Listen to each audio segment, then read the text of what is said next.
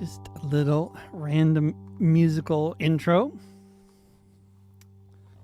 I'll just do a song I just wrote a couple days ago to start with.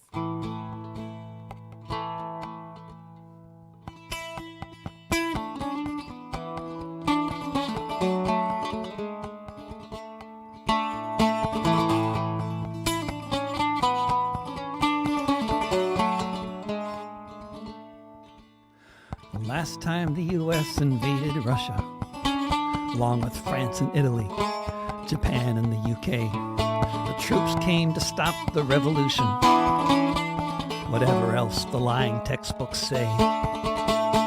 If they even mention this invasion, usually it will not qualify as a footnote in the story of this nation, in which tens of millions have died.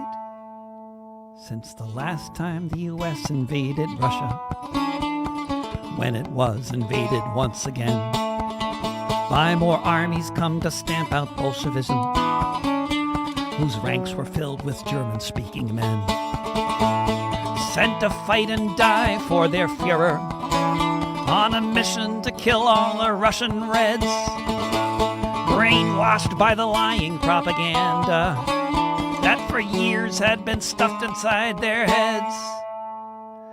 The last time the U.S. invaded Russia, armies came to stop this nascent state. They came from the west, north, south, and east. They came from across the Bering Strait. They came with tidings from the White House, from the men of industry, of course.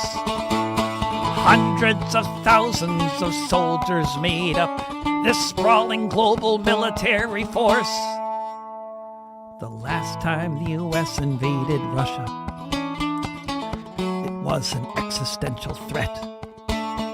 When the armies came across the ocean, some people never can forget, such as most anyone from St. Petersburg, Murmansk, Crimea, or Odessa. There are still trucks standing by the road there from the last time the U.S. invaded Russia.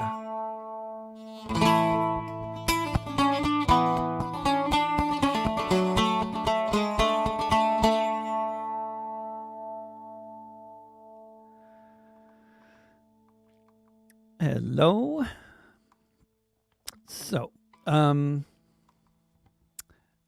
question about that song I got already from Lucan. The song is about Russian history, and people can interpret it how they want to. I'm not gonna tell you what it's about, other than what it's obviously about, which is Russian history, and it's all true. It's mostly about 1919, but I mention other invasions in the song where it seems appropriate to do. And it's lovely to see you all out there, whoever you are, wherever you are, if you are there, listening now or later on podcast form. If you look for This Week with David Rovix, this will be in podcast form. And some of you, this is where you're finding it later. We're time traveling all the time here on the internet.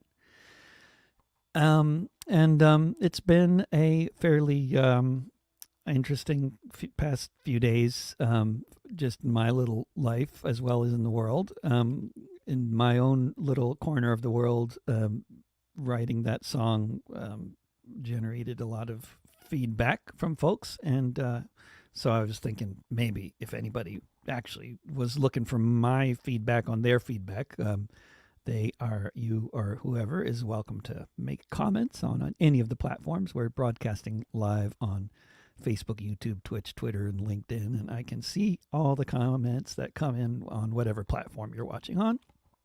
And so that song generated some interest, as well as my piece in Counterpunch about Neil Young, Joe Rogan, and Spotify, and where I believe I'm taking a more nuanced position than many people who are either, coming in defense of one of these folks or the other. I I think I'm not going to repeat what I'm saying in my essay. You can read it if you want, but if anybody has any questions about that or comments about that, I'll be looking at them. And cool, we got Portland and Brisbane in the house here. I take requests. If I wrote it, I might be able to play it on the octave mandolin. This is an octave mandolin. It's an octave lower than a mandolin, and I'm in love with this thing, along with the mandocello and the mandola. I mean, I just love them all. But I'm going to play the octave mandolin for you today, and I will talk if anybody wants to talk. And I will play songs that are related to the news, which is not hard to do given how much news there is.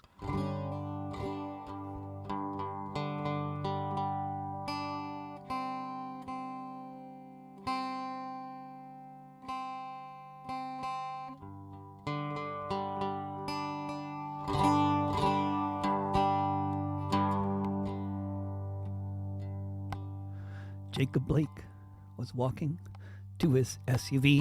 Alton Sterling was selling DVDs. Eric Garner had just broken up a fight. Breonna Taylor was asleep in the middle of the night. Tamir Rice was playing in the park. Elijah McClain was out walking after dark. Dominique Clayton was sleeping in her bed where she was shot by a cop in the back of her head. Say their names. Say their names. Say their names. Say their names.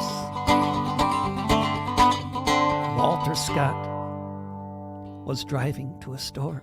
Betty Jones was answering her door. Philando Castile was driving home with his girlfriend. Anthony Hill was naked on the grass when he met his end. Edsel Ford was walking in his neighborhood. Michael Brown was blown away just standing where he stood. Kendra James was shot to death at a traffic stop by yet another unaccountable killer cop. Say their names. Say their names. Say their names. Say their names. Atiana Jefferson was playing a video game with her little nephew. Gunned down just the same. Oscar Grant was celebrating the new year, handcuffed when the shots rang out that everyone could hear.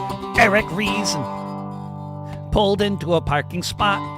Not long after that was when he was shot. George Floyd was just shopping in a store. Micah Xavier Johnson thought he was still at war. Say their names. Say their names. Say their names. Say their names. Say their names.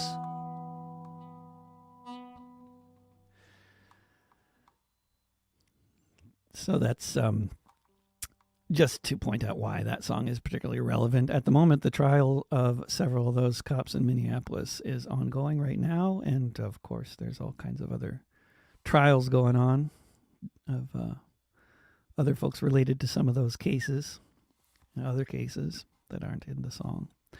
I was thinking, one of the things that's going on here in Oregon, although if you're in Portland, it's a very big place, Oregon, and it doesn't feel so much like, whatever that means. It doesn't feel like you're part of the same state as this places that are like 5 hours drive south of here. That we're much closer here in Portland to places like Olympia and Seattle than we are to the southern part of the state. But down in the southern part of the state, there's a town called Brookings, which I've been reading up about. The Brookings Institute, the conservative think tank based in Washington, D.C., is named after the founder of the town of Brookings. Brookings, Oregon, and Brookings, Oregon was at least as far as its sort of modern incarnation as a city at the base of this river, which I'm quite certain has had people living there year round for a very, very long time, long before it was Brookings, Oregon, or Oregon.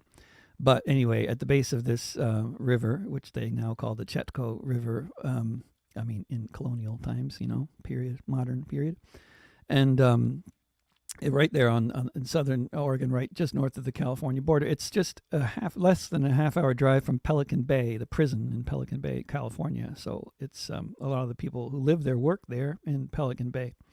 Ah, good. Tell me more about Brookings. Brookings, right? Somebody else has relatives down there. Oh, good. So you're a real Oregonian from the south of Oregon. Yes, it is definitely Oregon, right? But in many, it's even more Oregon than the north of Oregon, really, because you got all kinds of towns with names like Jackson and Selma down there. But founded by proud Confederates. But my T-shirt. My daughter found this at the bins. There's a wonderful place if you're into really, really cheap, but potentially good clothing if you really are good for looking at it and looking for that stuff. She found this. She finds all sorts of great stuff at the bins. Chetco is a native name. Okay. Oh, good. So, see, I'm completely ignorant. So that's a real name for that river then? Good. Okay. Then I know. Because it sounds like Chetco. I mean, I didn't look it up, but it just with the co at the end, I just assumed it was like a company, like what am I thinking of? Like there's different stores with it. Petco, for example. No, Chetco, much better. So, but Brookings, it also. It used to be a logging town. It was Brookings. The company is a logging company with a mill and stuff, and then the mill closed some decades ago, along with the cutting down of so much of the forests in the region, especially the old growth. And then basically in the 80s, it started becoming a retirement community. Lots of folks moving up from California and getting houses, and now as it is now. 1/3 of Brookings rents, and of the renters, I've been looking it up, online and stuff. 1/3 of the people there rent, and of the renters, more than 2/3 of them are rent burdened. They're spending the vast majority of their income on rent. And then there's a growing homeless population. And in Brookings, apparently there's just one place left that serves meals for the unhoused population. And they also allow people to sleep in their parking lot in cars. And they also offer showers and stuff. And this is a church called, what's the name of this church? Saint, what is it? It is,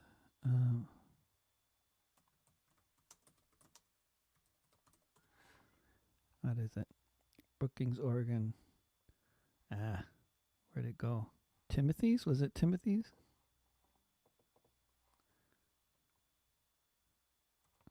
Church controversy. How about that? Somebody else can look this up quicker than me, right? While I'm St. Timothy's. St. Timothy's,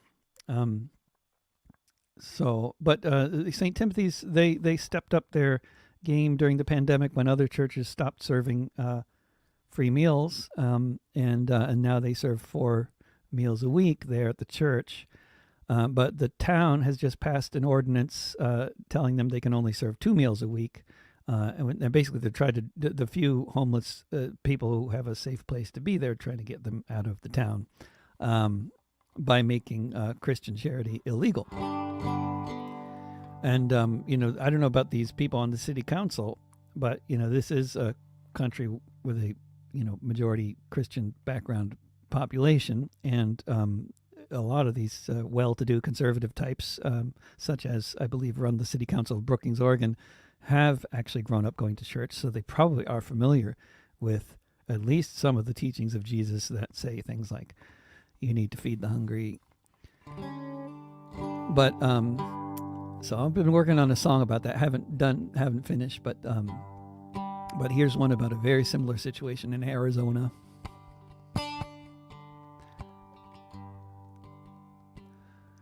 you go to Pima County in the Sonoran desert lands, you'll find the town of Ajo among the cactus stands. The only town you'll see, the only water too. And someone is thirsty, there's no question what you do. For well over a century, it was a normal thing to have an extra jug of water that you might bring. In the harsh Sonoran, Arizona summer heat, we'd rather give the vultures something else to eat. You didn't ask where I was going, nor where I'd been. I was hungry, you gave me food. I was thirsty, you gave me drink. I was naked, you gave me clothes. I was a stranger, you let me in. I have this book here, a story I learned well. I always thought I understood the tale that it tells. It's spelled out very clearly in Matthew 25. What a good Christian does when a stranger arrives. I didn't ask where I was going, nor where I'd been. I was hungry, you gave me food. I was thirsty, you gave me drink. I was naked, you gave me clothes. I was a stranger, you let me in.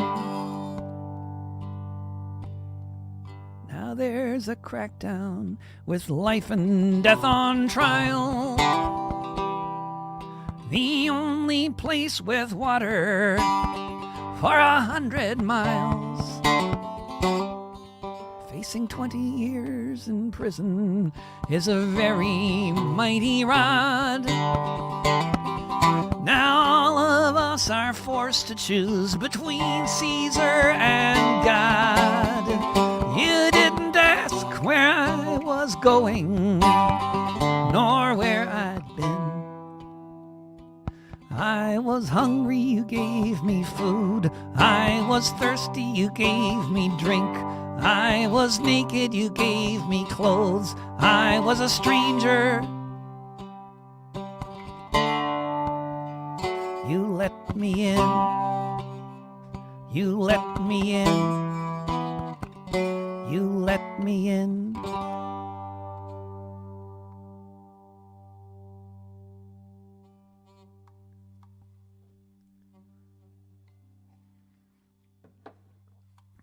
I was, Ballad of Eola Park would be a good idea. That's the one I was, when I started out writing about this situation in Brookings, it was starting out to be a lot like that song, and then it took a different turn, and now I'm not sure where it's going. But, let's see. I was thinking of, how about this? Because, this is a song I wrote when Trump was in office, before the pandemic even, and there were certain trials going on in D.C., show trials going on in D.C.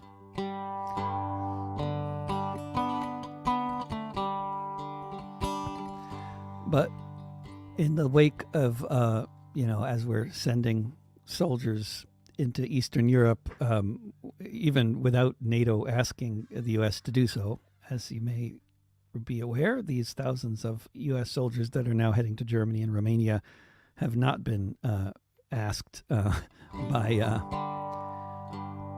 NATO to go there.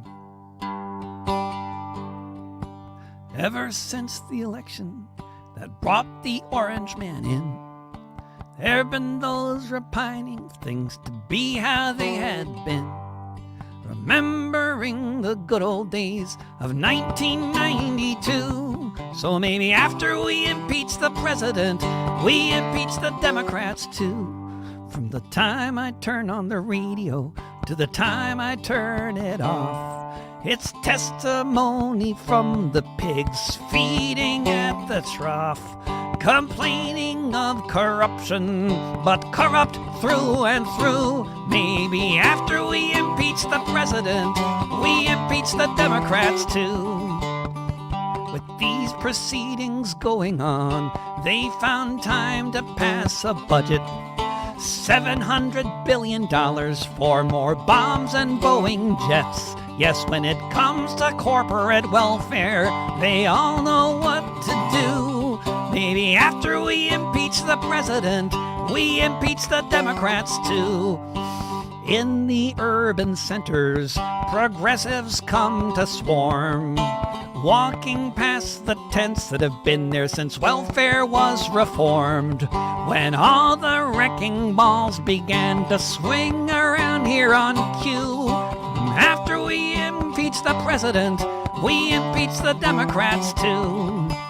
Listen to the congressman lecture us on what the rule of law affords for any vice president's son who sits on advisory boards. Any vice president's son, I guess a president's daughter will do. But maybe after we impeach the president, we impeach the Democrats too. They talk of foreign policies that once were so darn good, as if Goldman Sachs and Raytheon work for Robin Hood.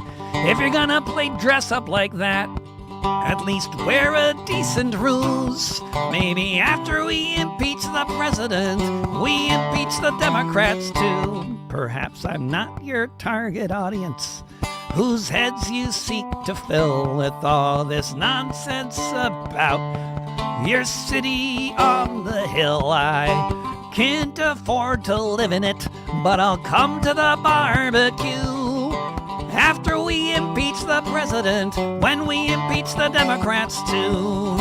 After we impeach the president, when we impeach the Democrats too.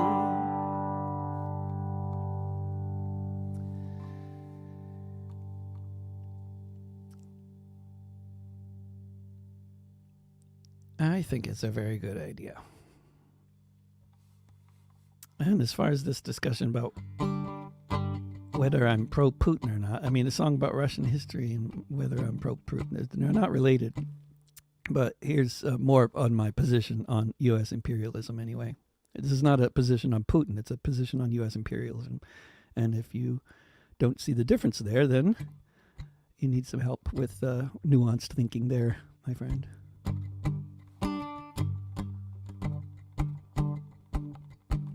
In the halls of power, Washington, D.C.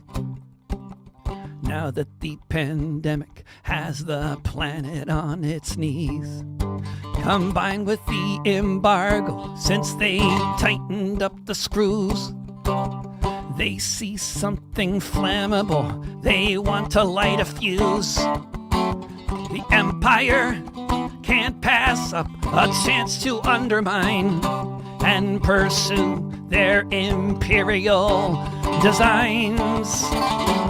Los Estados Unidos se creen el país elegido por Dios para acabar con el mundo en nombre de la libertad.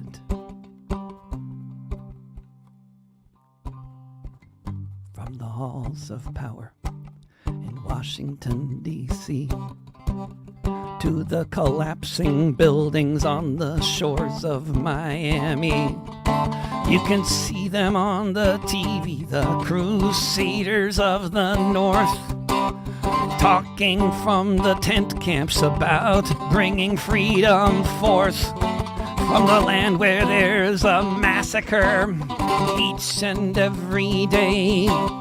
Listen to the president say, Los Estados Unidos se creen el país elegido por Dios para acabar con el mundo en nombre de la libertad. In the halls of power in Washington, D.C., in the wake of all the blood they have spilled across the sea and across the very nation they claim is so free, where 1 in 4 children each night go to bed hungry. The riot police are rioting here somewhere every night, but other people need their civil rights. Los Estados Unidos se creen el país elegido por Dios para acabar con el mundo en nombre de la libertad. In the name of freedom.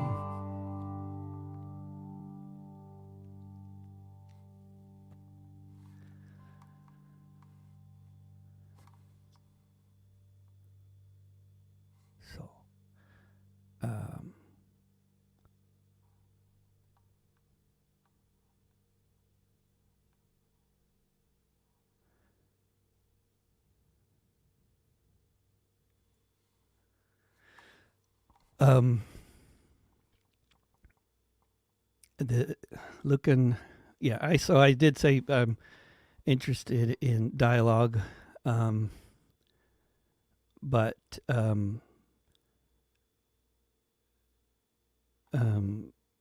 the idea that NATO is defending Ukraine and that this isn't an attack on Russia is not a sensible position that bears any relevance to the history here that we're talking about. So I don't really have much to say about that kind of comment. That's not really an invitation to discussion. That's just a statement of the ridiculous.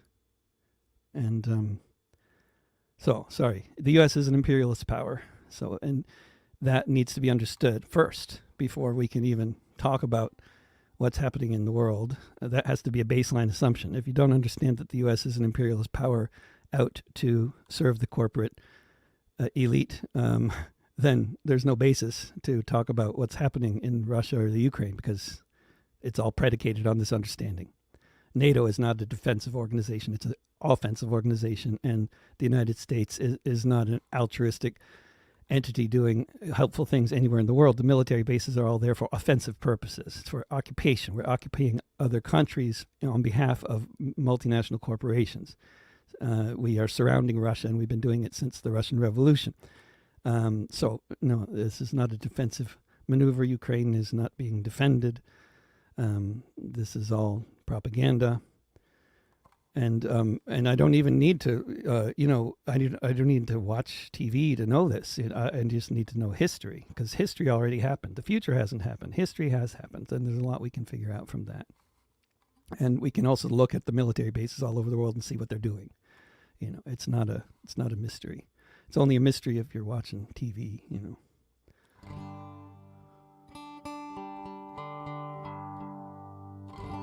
Yeah, the propaganda is very intense for sure.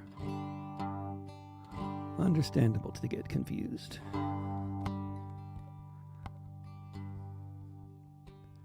Owen Brown was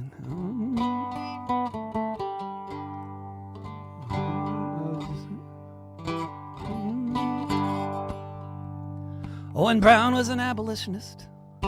John was Owen's son. He grew up in New England. He was born in Torrington. John Brown was a tanner and a man of many skills, and he stood up for the workers who toiled in the mills. He stood up for the Indians. He stood up for the women, for the oppressed and the exploited. This good man stood with them. So when Kansas was bleeding, he went and joined the fray. If the slave trade wanted Kansas, the slave trade would have to pay. Riding through the Kansas prairie with a fine and loyal band,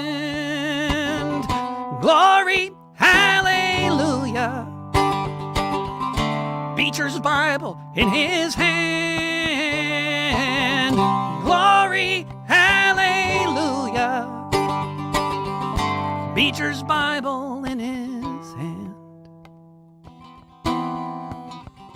With 2,000 of New England's best and bravest sons, Captain Brown fought in Kansas with a Bible and a gun. When free Lawrence was on fire, lighting up the night, the ruffians would flee, John Brown would stand and fight. Lincoln called him a fanatic, and he was a Christian who thought you should do unto others as you'd have others do unto you. Christ said, love your neighbor, and if your neighbor's held in slavery, he was one who felt his duty was to fight to set them free. Riding through the Kansas prairie with a fine and loyal band.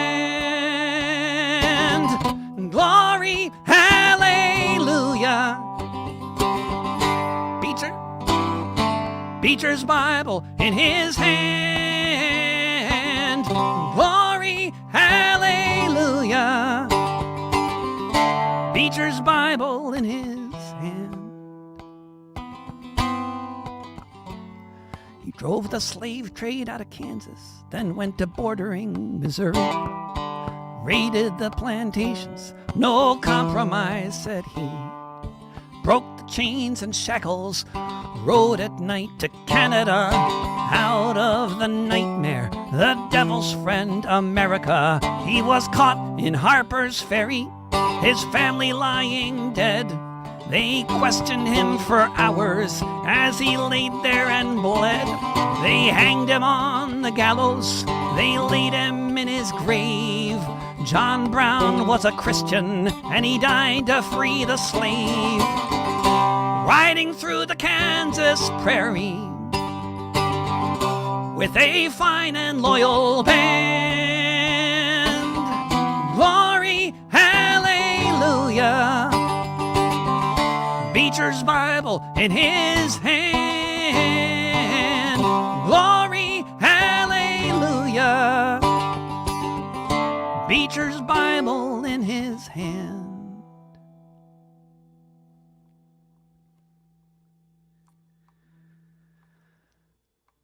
Yeah, Beecher's Bible. That's what they called the guns. Kurt Barnes, lovely to see you here. One of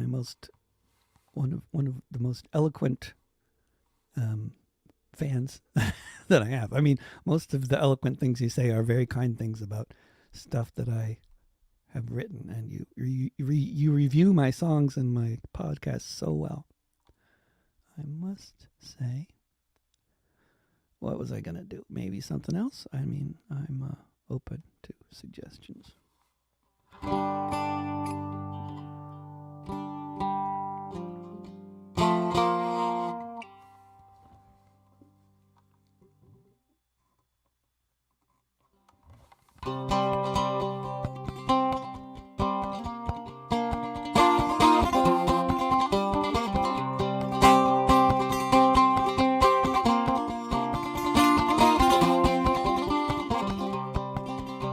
My great-grandparents were refugees.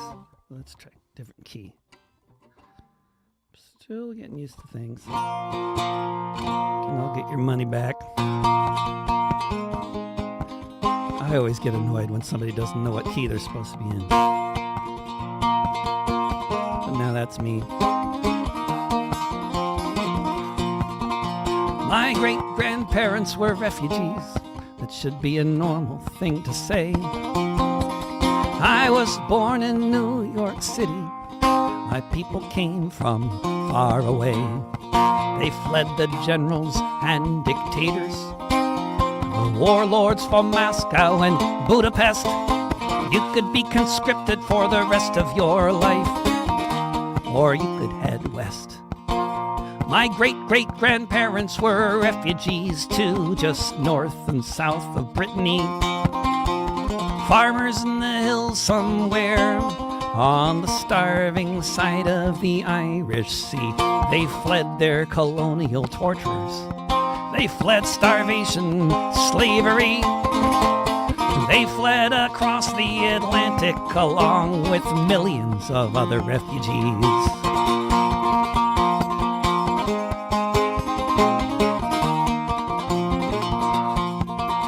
My great-grandparents were refugees, but getting to the other side took such a toll, it seems, that my great-grandfather died.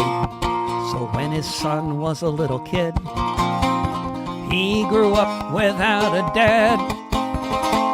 That's typical of the hard life so many other refugees had. My great-grandparents were refugees. Let me tell you what that means. They were escaping war-torn lands ruled by tyrants, kings, and queens. They did not come seeking fortune. They were not pioneers.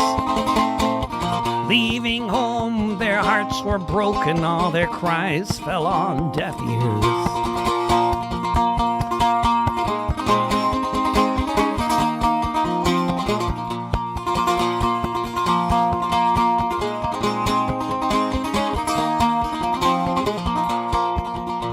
My great-grandparents were refugees. No one taught me that in school. It's dangerous information in the old game of divide and rule. My name is David Rolex, and I know who my people are. They're on that raft upon the ocean. They're on the trunk of that car. My great-grandparents were refugees. That should be a normal thing to say. I was born in New York City. My people came from far away. Empty, good to see you. I'll be seeing Empty soon. I don't know if I can give away your identity, so I won't, but I'll be seeing you soon in a certain country on the other side of the Atlantic. I'll be playing, as it turns out. I have one gig in Iceland, one gig in Bergen, Norway, and 0 gigs in Denmark, although I'll be spending the most time in Denmark. But hopefully, I think soon, those gigs in Denmark will materialize and I'll have at least maybe 2. And it's going to be a very easygoing vacation/tour, which I'm very much looking forward to. And if any of you are out there in Scandinavia, I still have plenty of room for more gigs, especially in Denmark or southwestern Sweden, but also potentially, at least potentially. So if there's if another gig somewhere near Bergen, there's nothing else near Bergen, but so that probably won't work. But it'll be a nice visit to Bergen, and then also Iceland, and plenty of time for additional gigs in Iceland and additional gigs in Denmark and southwestern Sweden. Anyway, if anybody out there wants to put something together real quick, I'll be leaving here in Portland on February 17th, heading towards Copenhagen, and I'll be there for basically, well, in Scandinavia for 2.5 weeks. And then I'm back in Europe in April 18th until May 24th. I'm flying into and out of Frankfurt, and I don't know what I'm doing there other than for sure on April 23rd. Is it the 23rd or the 24th? I think it's the 23rd. In Brussels, in front of the European Parliament, there's a rally for Julian Assange, and I will be there at that. And speaking of Julian, how about this? I'll do a song. I mean, it might be a little bit hard to make sense of what this is about. I guess, I don't know. But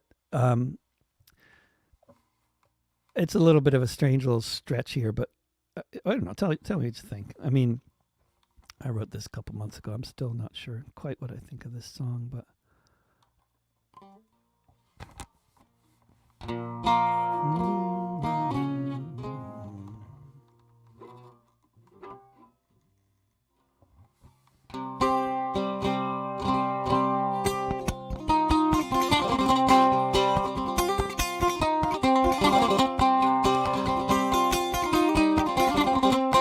if you were wanted by a nation, not run by the rule of law, senators and generals had so often made the call that he should be hit with a missile. They had said that on TV. What would you expect from a legal authority asked to extradite him back to this country if his name were Jamal Khashoggi? If he were wanted by a nation which had sent its spies to arrange a situation where he accidentally dies, they had secretly listened in on all his conversations, if they had explicitly made plans for his assassination, would you write it off as just a strange conspiracy if his name were Jamal Khashoggi?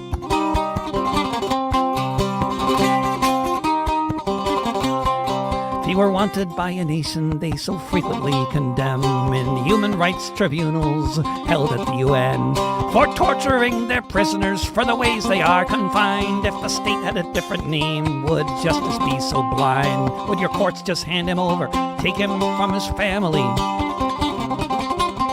if his name were Jamal Khashoggi? If he were wanted by a nation which committed the war crimes exposed by this reporter so many times, would you just take the word of the head of state who said he would be so happy to see a bullet in his head? If their main witness was coerced, would you send him to that country if his name were Jamal Khashoggi?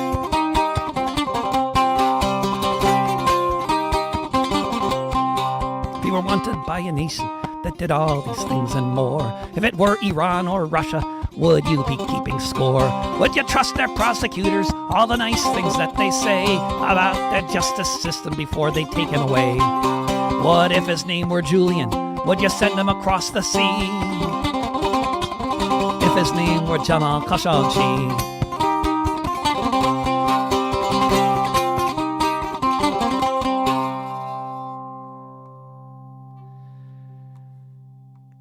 And in Julian Assange related news, he has been granted the right to have an appeal to his extradition to the United States. So there's going to be another one coming. I'm not sure when, if they've decided on that.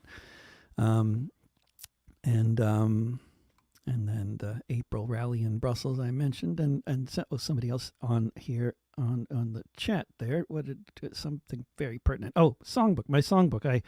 I spent quite an inordinate amount of time. I was waiting to feel inspired to do the technical stuff. And it took 6 years before I felt inspired to do that. But I finally did 2 weeks ago, last week, whenever that was. And I spent most of every day for several days updating the songbook section on my website, davidrovix.com/songbook, where at this moment, I don't know how many songs are there. I haven't counted hundreds, but every song that I've written, at least since 1997 or 6 or so, is in there. Pretty much everything. And in alphabetical order, if I remember the alphabet properly, because it's not like automated, you know. And, and I was also, if you go to patreon.com/davidrovix, is one place, and you can find my recent posts. You can also support me there if you want, but you can find my recent posts, and they include various things of potential note. There were 2 different concerts, one in Glasgow and one in Liverpool, that were both recorded by filmmakers with one-camera shoots, and they both came out great. And so I have both Liverpool and Glasgow on playlists now on YouTube and other platforms. And I was interviewed for Wes Brain's radio show in Southern Oregon called the Brain Labor Report, which is every Wednesday. A week ago, this Wednesday, I was on his show, and you can listen to that after the fact there if you want to on Patreon and other places. And one of the things that's particularly relevant to the Brain Labor Report is this Saturday at 2 p.m. there will be another rally in solidarity with the city workers who will be going on strike here in Portland, Oregon on February 10th. So on February 5th, on Saturday, 2 p.m. in City Hall. If you're a local to the Portland area, I hope to see you there. And and in addition to the Brain Labor Report interview, I also was interviewed for a wonderful podcast called Fucking Cancelled, which I highly recommend. Episode 25, that's me. Okay, there's your... Now, what else? I was going to sing something for the city workers, and then I was also thinking about events in northern Syria. Crazy stuff going on. And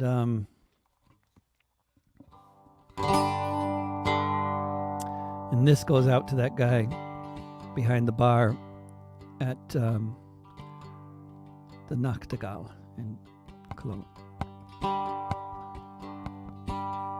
Listen to me, friends, from New York to California. Consider Formo, Sulamania, the last city volunteers would often see before they hiked over the mountains and joined the war for the freedom of the people of Rojava.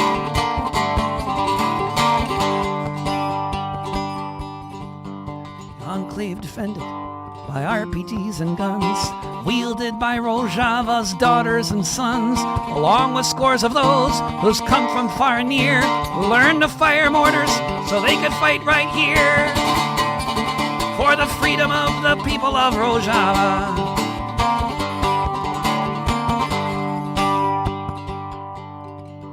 What makes a person go from Occupy Wall Street to marching through the desert with blisters on their feet, to risk life and liberty to face Islamic State, knowing that martyrdom would likely be their fate for the freedom of the people of Rojava.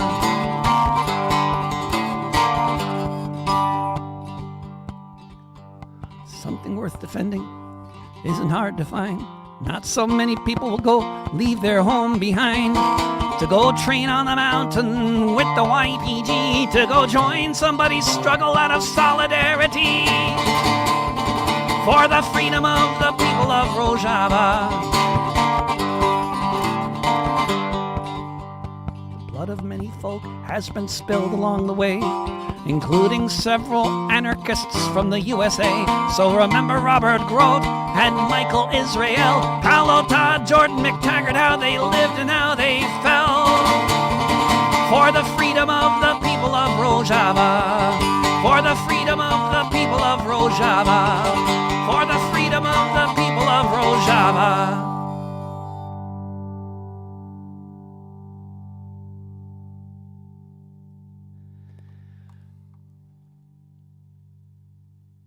And let's see, I will do a song for the city workers, which I sang.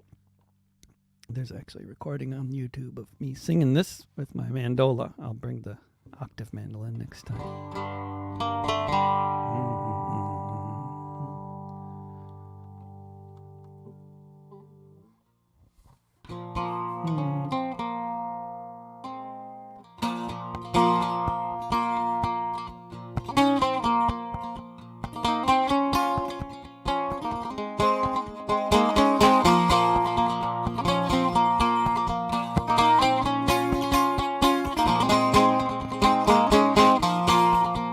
Gather round, all you workers, whether you have a job or not.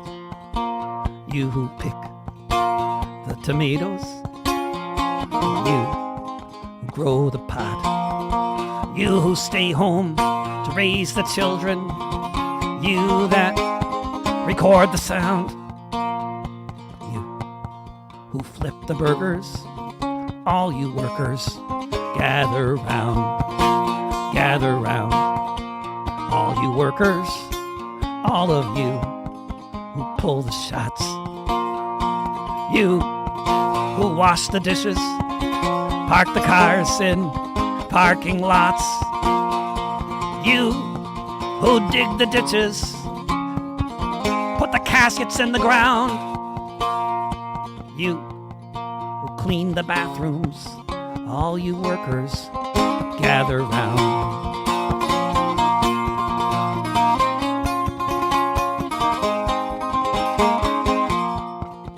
Gather round, all you workers, all of you who write the code, you who teach the children, you who pave the roads, You who run the freight trains wherever they be bound. You who drive the buses, all you workers, gather round, gather round. All you workers struggling to pay the rent.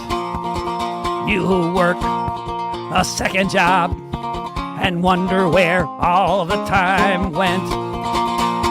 You there in the sleeping bag, shivering on the ground. In the houses, on the sidewalks, all you workers gather round.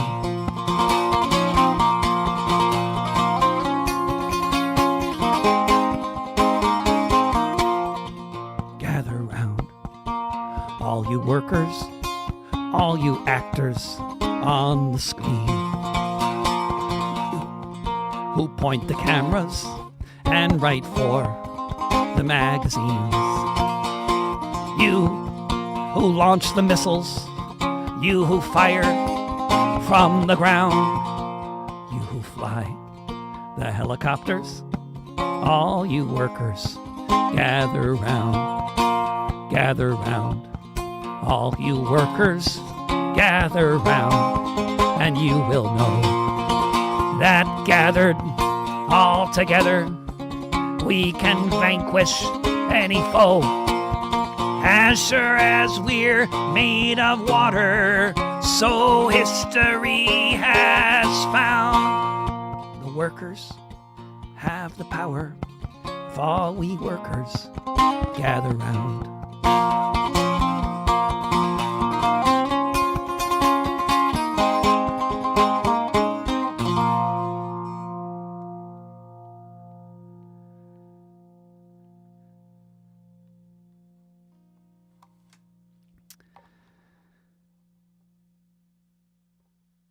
Well, I shall, it's been a pleasure hanging out with you here on the internet. Hope to see some of you in person sometime, if you're in Portland or Scandinavia or maybe this summer/winter in Australia, July maybe, hopefully. And at some point I got to visit the East Coast. I got friends and relatives there, particularly like my mom and dad and stuff. I haven't been there a long time, but so if you're on the East Coast of the U.S., maybe I'll come visit there too. Anyway, this will be in podcast form, davidrovics.com/thisweek, or if you look for This Week with David Rovics, wherever podcasts are found. If you want to help me pay for this instrument I bought with a credit card, then go to davidrovics.com. There's a donate button. PayPal.me/davidrovics is another way. And there's your announcements. And thanks for hanging out. And here's a song for those wonderful women watching from Australia at the moment. When the world has gone crazy and it's all becoming clear, when they're gunning down our comrades and it seems the end is near, as they're loading up the launchers for the tear gas grenades, we can take off our bandanas and kiss behind the barricades. When it's madness all around and you can see this at a glance, we will sing and we will cry, we will laugh and we will dance. As they shout their marching orders beneath the helicopter blades, we shall seize the moment for a kiss behind the barricades. They will try to break our spirit, and at times they may succeed, but our love for the world is stronger than their greed. When the building is surrounded and hope begins to fade, in my final hour, a kiss behind the barricades. As the movement grows, there will be hills and bends, but at the center of the struggle are your lovers and your friends. And the more we hold each other up, the less we can be swayed. Here's to love and solidarity and a kiss behind the barricades. Oh, and speaking of Australia, next week, Wednesday, same time, same channel, I'll be talking with Matt Ward, musician with a new album out, as well as a music journalist who does a lot of reviews for Green Left Weekly. And hope to see you next week, and hope to see you in the real world, depending on where you are, sometime in the next few weeks, especially if you're in Scandinavia. Take care, everybody.